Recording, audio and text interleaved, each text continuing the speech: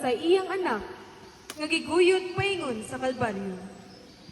Mga igsoon, kining makapatandog nga talanawon sa panagtagbo sa inahan o sa gipaantos niyang anak, makadaghang gisubli-subli sa atong sa nasod. Hangtod karon, pila man kaha ka mga inahan na naghilak, gumikan sa ilang mga anak.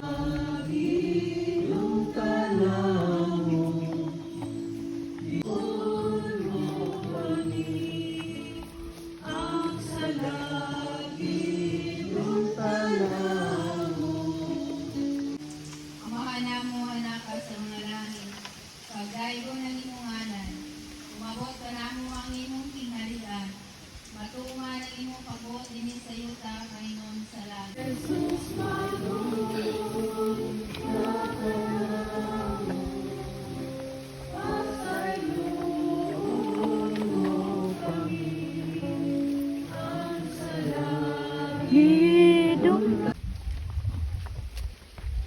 Sa Jerusalem, Ngadto sa mababay na Jerusalem, angay usab gani kanamo, angay usab gani kanamo, inay hilakan ang imong mga kasakit, inahilakan ang imong mga kasakit, angay hinuon namong hilakan ang among mga sala, angay no namong hilakan ang among mga sala, labaw nga makapahimuot kanimo, labaw nga makapahimuot kanimo, ang among paghinusol, ang among paghinusod, ug ang among pakigud.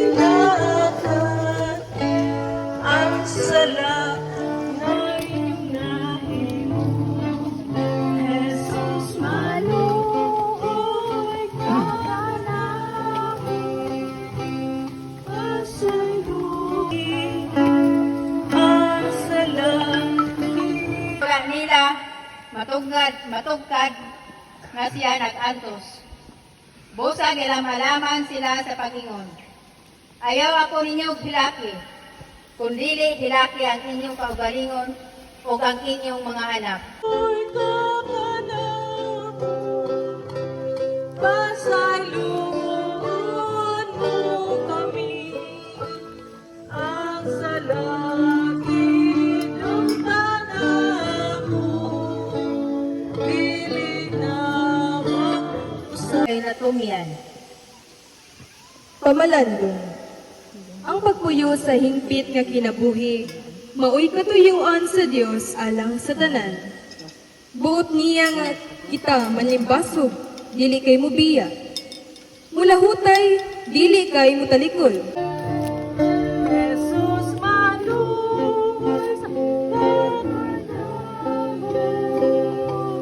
pasayloon mo kami, ang salagit ng tanamo, dili na mag-usap, dili na mag-usap kami.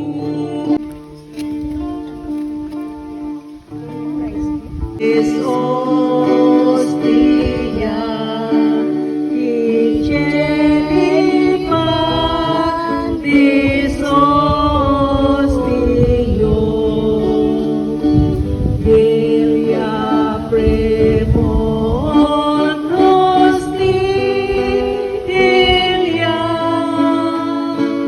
Darumur Viro Silio Dili na mag-usap kami, namatay si Jesucristo dito sa Kalbaryo. Aron nga kita maluwas sa kasunod kalambo. Jesus maluoy ka kanamo, pasayloon mo kami, ang salagit ng tanamo, dili na mag-usap kami. Jesus maluoy